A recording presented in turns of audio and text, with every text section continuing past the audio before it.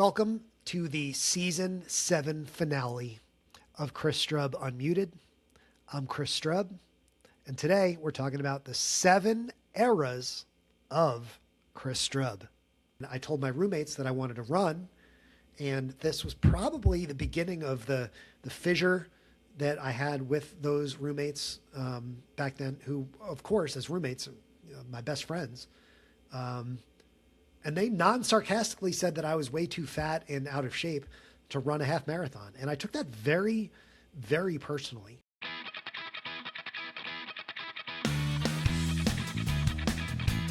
This is Chris Strub Unmuted, a show designed for open dialogue, honest reflection, and uncensored truths about the lives that we lead. Today is our Season 7 finale. This is Season 7, Episode 7.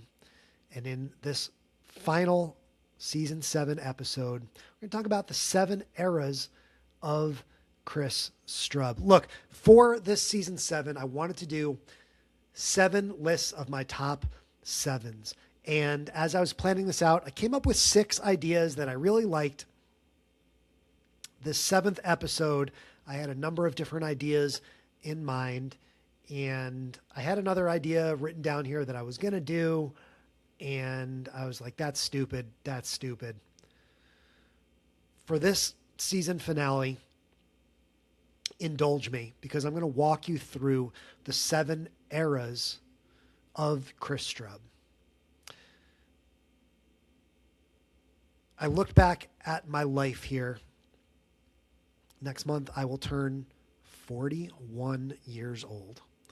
And I can really break my life up into 7 different distinguishable eras. They're not all equal by any means, but there were really 7 major changes in my life over the last 40 years. It's actually, the big changes came over the last 23 years or so that I thought I'd just take this one last episode to reflect upon a bit and share. Mostly because I'm exhausted. And I am out of ideas, but it would not make sense to do a season with 6 episodes of top 7s in July. So here we are, guys. Let's open up. Let's be a little honest. And let's talk Chris Strub.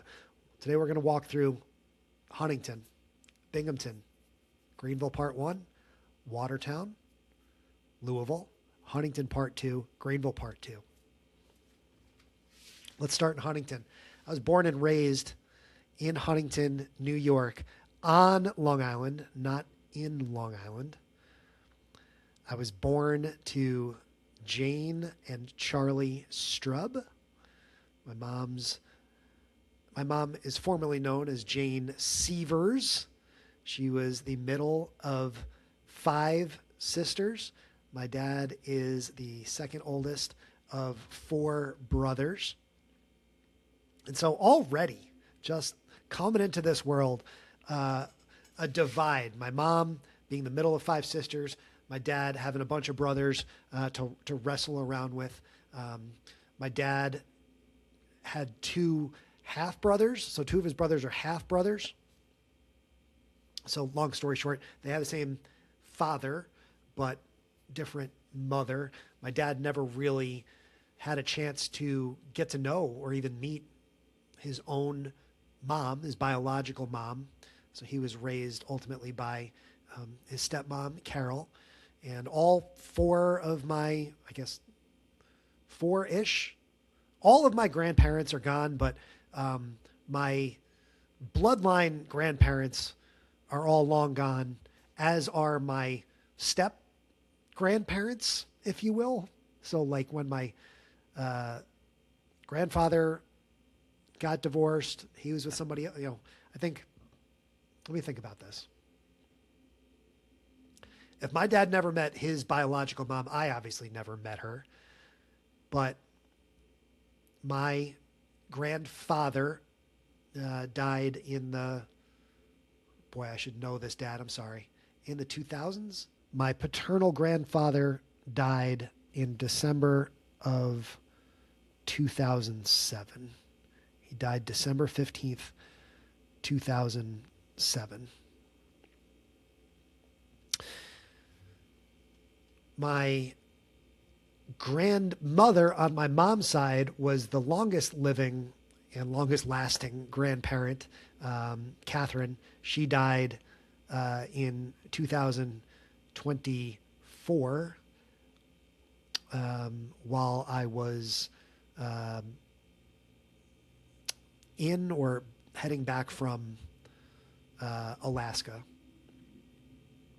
So when I talk about the deep memories earlier in the season of being in Anchorage, there were a lot of really heavy emotions involved in that particular trip. The 49th state for me, you know, I knew that my grandmother was in declining health. I also knew that she would have wanted me to go and run and have that experience and live it up and do what I love to do, you know.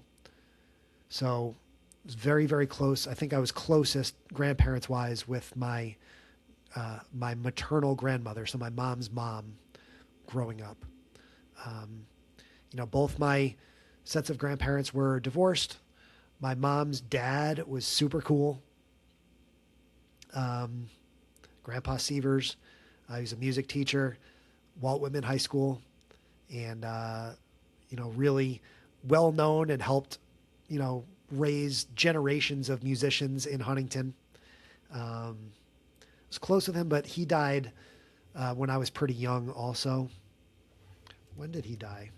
So he died at 73 in October of 2005. So I lost my mom's dad in 2005 while I was in college, and then lost my dad's dad in 2007. So that's tough. It's tough. You know, so I was in school. I was a bit of a nerd. In, you know, elementary school, I was, you know, near the top of the class. I was in, I started working. I joined the dispatch. The dispatch? Really should remember this. The Dispatch was the high school newspaper, but I joined the junior high school newspaper club in 7th grade, and that was when I really started to get into the idea of being a journalist. So I used colloquially the phrase "worked for," because it really was a bit of work, you know. But I was heavily involved with the Dispatch. I was the editor-in-chief of the Dispatch for a couple of years in high school, and took a lot of pride in that. I was also in the marching band in high school. I marched the clarinet for a year and then bass clarinet for 3 years, and was super proud of that. Bass clarinet is a heavy-ass instrument to march around with. It's heavy on your neck. So to my chiropractor, Dr. Molly, marching the bass clarinet in high school probably had something to do with my neck being messed up later in life. I was that nerdy kid. And by the way, back when I was in high school, this was before social media and before cell phones even and all that stuff. You know, call me Unc, right? I was also that kid that would carry all of his really heavy books and stuff to and from school. And I had a propensity to miss the bus sometimes heading to school. So, because I am still and always was a cut it close kind of guy. You might know that too. I am a show up on time. You know, I'm not, you know, especially with flights now these days, I show up when I need to show up. I'm not one that generally likes to show up early, including in, you know, elementary school, and then more importantly into high school when I was old enough to walk to school. You know, I would miss the bus sometimes and have to walk, sometimes carrying a goddamn bass clarinet up the big hills. It was about 1.5 miles to school. So if I missed the bus, it wasn't the end of the world, but it was also, all right, you missed the bus. That's on you. Better start walking, you know? So I've never been afraid to put my legs to work, put my back to work, and get where I need to go. And I've made that walk up that giant hill to Huntington High School so many times, even as an adult when I go home. And if I'm staying with my mom at home in Huntington, I like to go for a jog and just go run up that same hill because it reminds me of the days of walking to and from school, especially on days when I miss the bus, right? I was a big marching band nerd. If this podcast lands in the lap of someone who hasn't seen me in 20 plus years, they would remember me as the band nerd. Maybe that tracks now for you guys meeting me when I'm in my 40s. But I was majorly into to band. I wasn't big. I wasn't one of the popular kids. I did play sports in high school. I tried to play baseball and I sucked, so I played tennis instead. And I played soccer in the fall, and soccer was really my passion growing up as a little kid. My parents were divorced, so one big way that my dad always stayed in my life growing up was he was our soccer coach. My little sister was on my team for some of those years as we kind of overlapped. But my dad coached us in the St. Hugh's Soccer League. We had games every Sunday, and I would never be as depressed as when our games got rained out on the weekends. I loved playing soccer, man. I love playing soccer. And when you're 8, 9 years old, 10 years old, I was a very fit kid. I could run like hell. I wasn't the most technically talented player out there, but boy, I could chase the ball down. I could chase down a striker that was, on a breakaway. I was great at slide tackling. I could run like hell. And now that I'm the runner guy, I realize that I probably should have just stayed involved with cross country, track and field. My first girlfriend in high school was a girl in the what's it called, the flags, the color guard. So I was in marching band. She was in color guard. My second girlfriend in high school, still think of her kind of as the one that got away, if you will. She played clarinet in the marching band, and everybody thought we were perfect for each other. And I was 2 years older than she was. I guess I still am 2 years older than she is, because we're both still here on Earth. But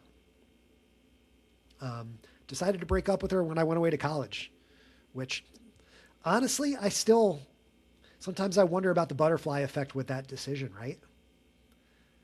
Like, if we had stayed together instead of me going to college single, how different would my entire life be? Would I have ever done any of the things that I've done now? Probably not, right? So, you think about the gravity of these decisions, and how deep of an impact decisions like that, even at, 17, 18 years old, can have on your life. Right? So I just got an email. The second era of my life was when I went away to Binghamton, and I was in the process of getting a car. Freshman year at Binghamton University, you can't have a car up there anyway, but sophomore year and on, you could, you pay for a parking pass. So I remember making that drive to and from Huntington to Binghamton many, many times. Maybe that drive across the GW Bridge and the Throgs Neck up Route 80 to 380 to 81. Maybe that's what got me really interested in road trips, was making that drive from home to college over and over again, for holidays and stuff like that. I got my first quote unquote real job, but I don't want to cross between eras. I've moved on to Binghamton.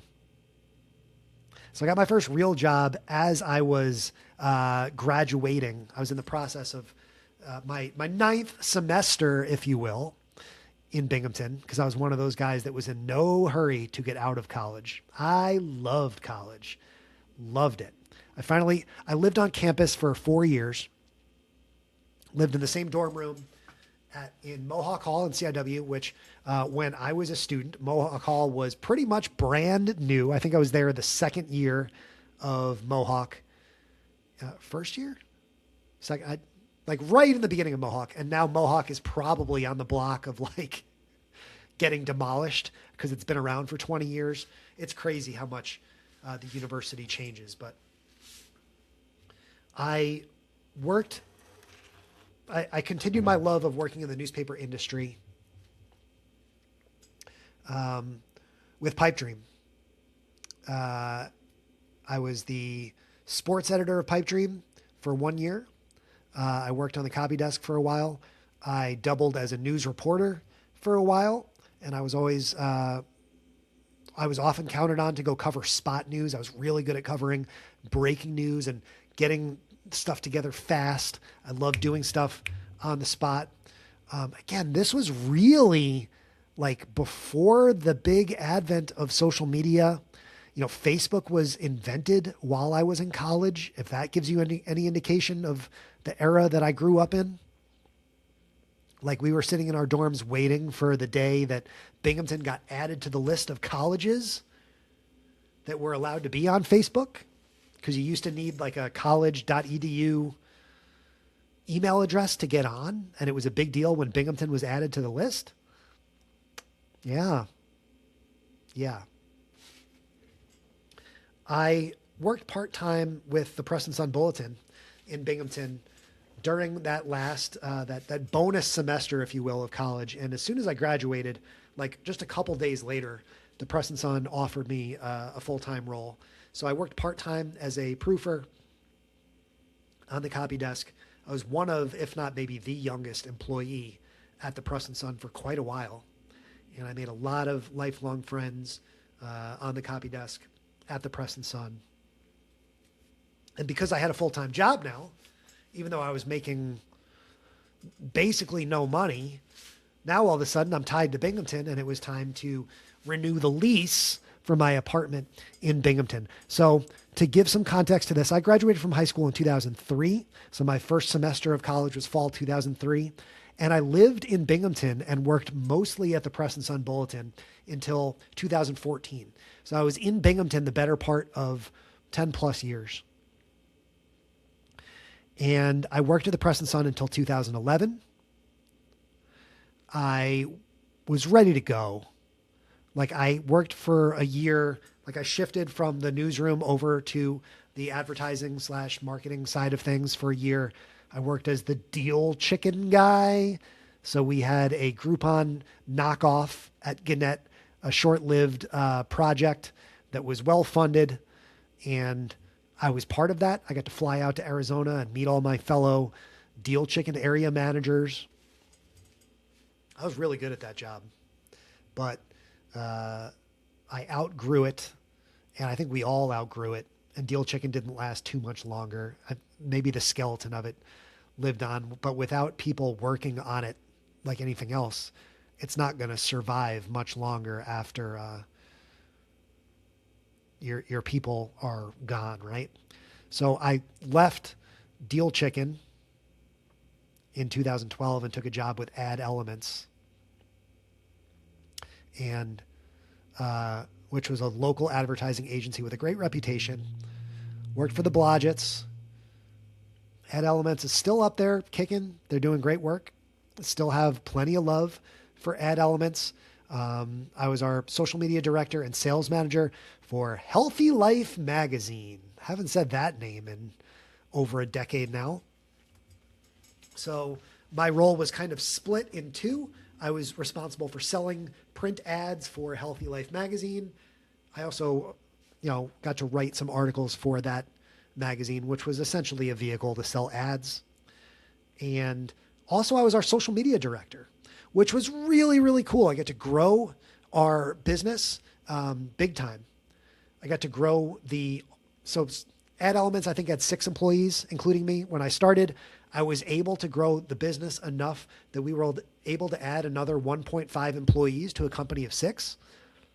So this was back in the earliest days of social media management, right? This was like the era when stuff like Hootsuite and all that was still, being created, right? It's not at all like it is today with content management and, millions and millions of creators on YouTube and stuff like that. Like, these were the formative days of social media, and I was really good at selling local businesses on the importance of social media management, which we handled at Ad Elements. The first guy that I hired at Ad Elements, here's a nice little tidbit for you, is the current mayor of Binghamton, New York, Jared Cram. And I was Jared's boss for a year and a half. He was awesome to work with. He spoke, that social media language incredibly well. At Ad Elements, we even tried to expand the business down to Winter Park, Florida, because the president of the company had family and some connections down in Winter Park. So Jared and I went down there with her a few times to try and sell social media services to some businesses in Winter Park, to mixed results. It was fine. It didn't skyrocket the same way it did in Binghamton, but looking back, a lot of that was, of course, because we were based in Binghamton. Like, it's fun to try and expand to another market, but especially back then where, Zoom and Google Meet and all this stuff wasn't the same as it is now, it was a lot harder to maintain those relationships, with just phone calls with what we were trying to do in Winter Park. That Binghamton era covered most of my 20s. That was when I started running also. I've told this story before, looking now at my set of medals here for the Binghamton Bridge Run. First one was 2011. And I remember seeing the press release and hearing all the buzz about Binghamton is starting a half marathon. And I told my roommates that I wanted to run. And this was probably the beginning of the fissure that I had with those roommates back then, who, of course, as roommates, my best friends. And they non-sarcastically said that I was way too fat and out of shape to run a half marathon. And I took that very, very personally. We talk about the butterfly effect of things that had a major impact on your life. I took that comment extremely seriously. I'm a great runner now. I couldn't run for shit in 2010. I was fat, slow. You look at the pictures of me in 2010, they might have been right. I was fat. I drank a lot. I was 23, 24, and just living life. My roommates worked at the local bars downtown, and our apartment was walking distance.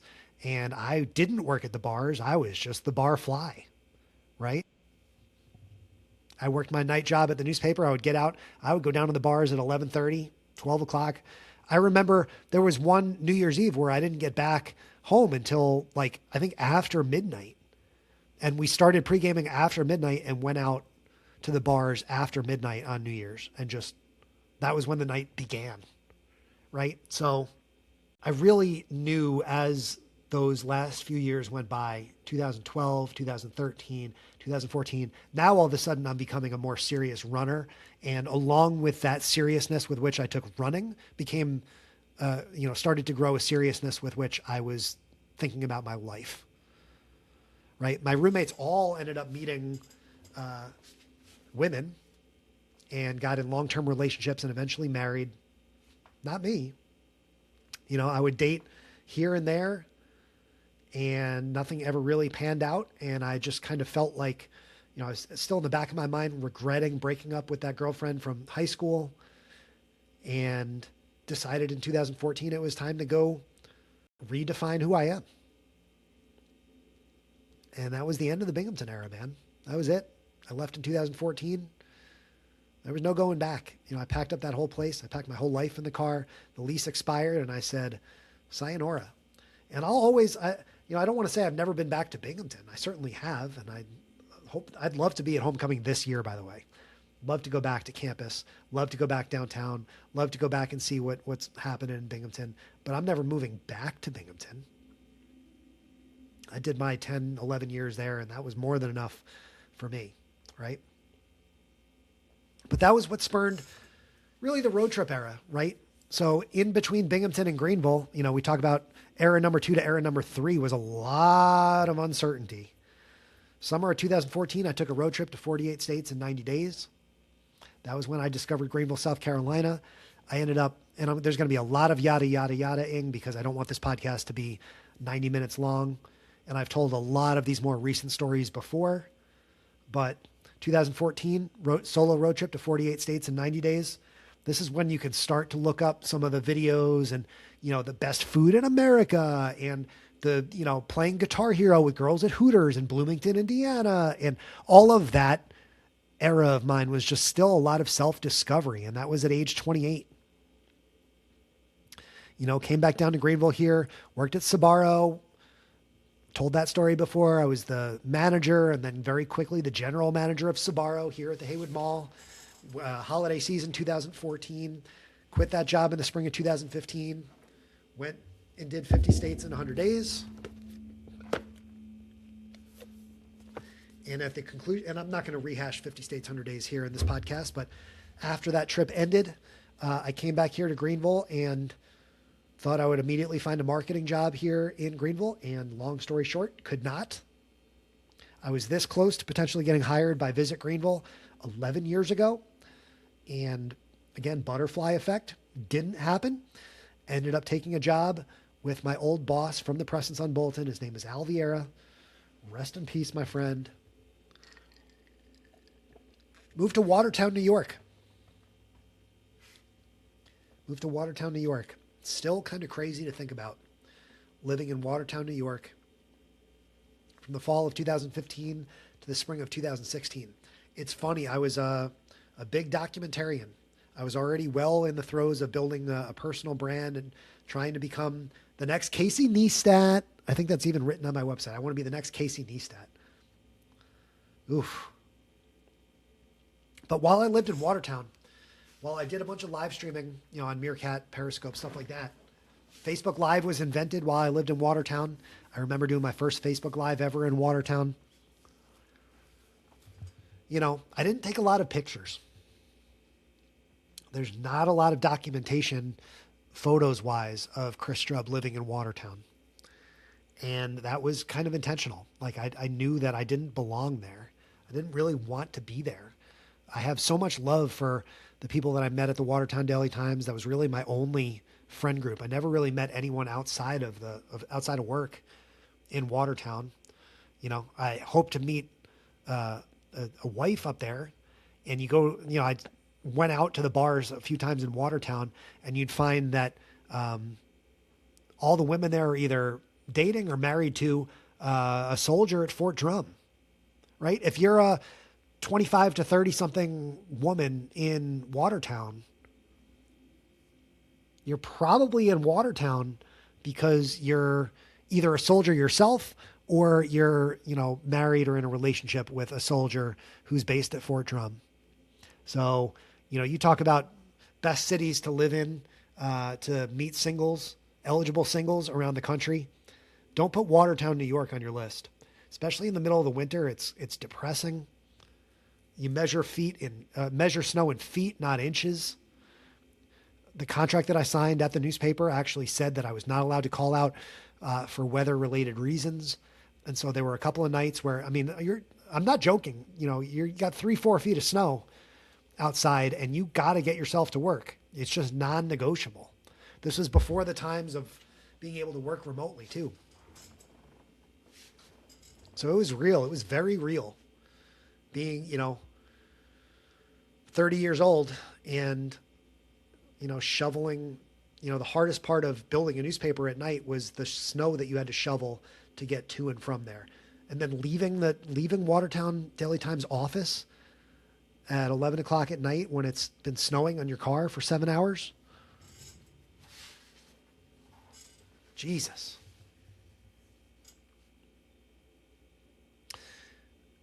That Watertown era was bound to end one way or another, and it did when I got an inquiry from my friend Dan Gingiss. So in 2014 and 15, I was, again, trying to be the next Casey Neistat, took every opportunity I could to go to social media conferences. And the first social media conference I ever went to was the Social Shakeup down this way, actually, in Atlanta. Big shout out to the late Robin Frey Carey. from whom I won a free ticket to that event, or I would have never gone. Butterfly effect, right? That's where I met Dan Gingiss. Making that connection through Twitter and then in person was one of the most important connections I've ever made in my whole life. It was Dan Gingiss, right? And I still treasure that friendship and that relationship. That is my dude to this day. It's been 12 years since I met Dan, and friends for life. Just the best possible human being you can meet is Dan Gingiss. And so Dan basically sent me a professional lifeline and was able to concoct a social media contractor position. So fifth era of my life was moving to Louisville, Kentucky. May-ish, end of May, very beginning of June 2016. Again, I'm 30 years old at this point. The plan was to start in the beginning of May, but if you know anything about Louisville, that is when the Kentucky Derby is, and it is very difficult to get anything done. To start anything intentionally at the beginning of May in Louisville. So that contract got pushed to the beginning of June. Fine. But boy, was I ready to get out of Watertown by that point. So technically, you want to count eras. The Louisville era was my fifth era. And I worked for Humana. I worked I didn't report to Dan, but ultimately, 5 layers up, Dan was a VP of a lot of digital responsibilities there. And I was a contractor with the social media team that reported up to Dan. And I enjoyed living in Louisville. I lived as an artist in residence with the Ideas X Lab in Nulu. So big shout out to my friends, Josh and Theo, and the great legendary Hannah Drake. I got to know her well during my time there. Spent a month living as an artist in residence, and then spent 6 months living at the 800 building in Louisville. At the end of the 6 months, my contract with Humana was up. I stayed in the 800 building until, I remember it was Martin Luther King Day, 2017. Had no clue what I was doing with my life. No clue what I was doing with my life in 2017. Zero. So what did I do in between eras here? I drove that same 2007 Honda Accord from Louisville to a small town south of Portland, Oregon, to go meet a girl that I had met and was speaking to online. And I had my whole life packed in my car. I thought there was a real chance that I could reinvent myself, move to Portland, which was a city, or near Portland, I guess, a city that I absolutely loved. I talked about it in another episode this season. So there's another reason why I still have some deep affinity in my heart for Portland. Went on 3 or 4 dates with a girl in Portland, again, with my whole life in my car. And no real home. And I was just burning all the money that I had made at this well-paying job with Humana, just burning it all on hotel rooms and this cross-country journey without a job to Portland. And when it didn't work out with the girl, now I'm in Portland? No. Ended up driving back from Portland to Huntington. And that was era number 6. Was basically Super Bowl Sunday, 2017. I remember, I believe that was the Tom Brady, was that the 2017 Super Bowl? Was that the crazy comeback Super Bowl? Yeah. So that was one of the first things I did with my dad when I got back home. Super Bowl LI, the greatest comeback in Super Bowl history, when the Patriots came back and beat the Falcons. I remember leaving a Super Bowl party, like we were watching the Super Bowl at a bar, and I was like, this game's over, I'm going home, see you later. And then the Patriots came back, and I missed it. I mean, I watched it at home, but I didn't stay at the party to watch the entire Super Bowl end. And I spent about a year and a half at home. January of 2018, I was just about ready to leave, and my mom got hit by a car. So I was living at home for about a year. I was like, okay, put in a year, time to go figure out your life. You're in your 30s. Let's go. My mom got hit by a car and broke her leg real bad. I thought for a moment she was dead. You know, when you get that phone call, it's the worst phone call you'll ever get in your life. So I ended up staying in Huntington until October of 2018. And in retrospect, I'm glad I did. You know, I got to spend some real good quality time, especially with my grandmother, who is now gone. You know, so being able to reconnect and reestablish a great relationship with my grandma at age 30 to 31 was meaningful to me. Sorry, I guess I was 31 into 32. And in October of 2018, I moved back to Greenville here and moved to downtown Greenville. I lived in Link Apartments for 7 years. Downtown Greenville, right in the West End. Perfect. Picked the perfect spot to live. Oh, it was so great. And I would say that I've documented enough of what's happened in the last 7 years here in Greenville that I don't need to rehash this latest era that's continuing, you know, but this era 7A started last May when I closed on the house. And then era 7B, which we're in now, would be when I got Link right after Thanksgiving 2025. So here we are. That is your end of the C4 Need a Seventh Episode life recap.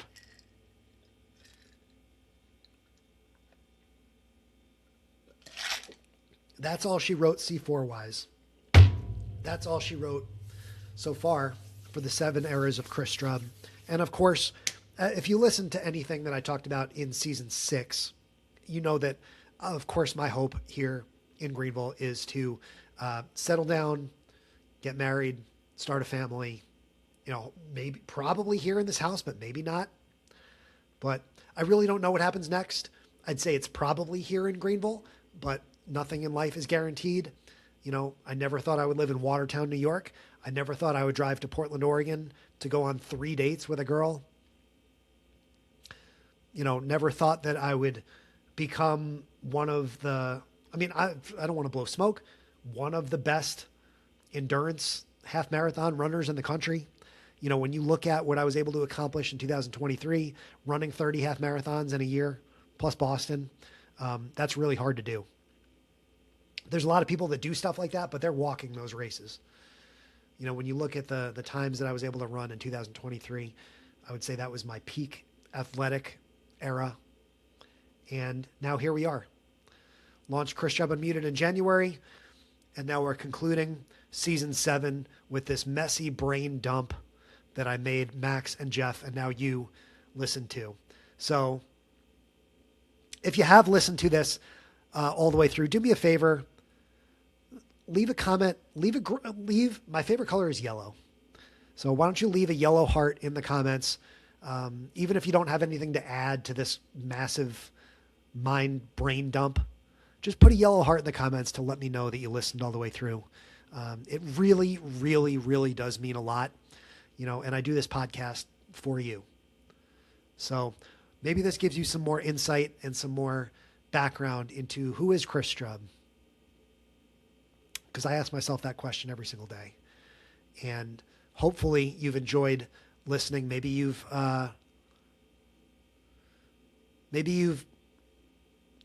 binge listened to the entire 7th season of Chris Strub Unmuted. Hey, it was a hell of a day putting it all together. We're going to put my editors, my great, super talented editors, Max and Jeff, to work here. But I do, again, just want to say thank you. I wish I could show you Link here to conclude the season, but she is at doggy daycare today. We'll have Jeff pop one last picture, pow, on the screen in front of me here of Chris hugging and loving on Link the Mountain Cur. That feels like all I've got for you here in season 7, guys. I've already got stuff cooking for season 8. I will actually be recording another episode of the podcast that will be included in season 8 tomorrow. And we've got some other big ideas coming up for future seasons. If you have other ideas for what you'd love to hear me talk about, offer advice on, answer your questions on, always open to feedback, because I'm just making all this stuff up, man. Making it up as we go, trying to wear my heart on my sleeve, and just be generous, be open, be honest, transparent, authentic, and ultimately share this little juncture of my life with you, because I don't think this podcast will last forever either. But this has been a lot of fun doing 7 seasons of the show, and I hope you're enjoying listening to it as much as I enjoy doing it. I'm out of C4. You know what that means. Thanks for listening to Chris Strub Unmuted. Support the show by clicking like and subscribe. Keep up with me on social media at Chris Strub. And remember, as my hoodie says, from the great Joe Wilson, continuing to live in overtime, man. Just appreciate you more than you can imagine. Joe, we are all famous to a few people. I'll see you, spoiler alert, maybe without all this, in season 8. See you then.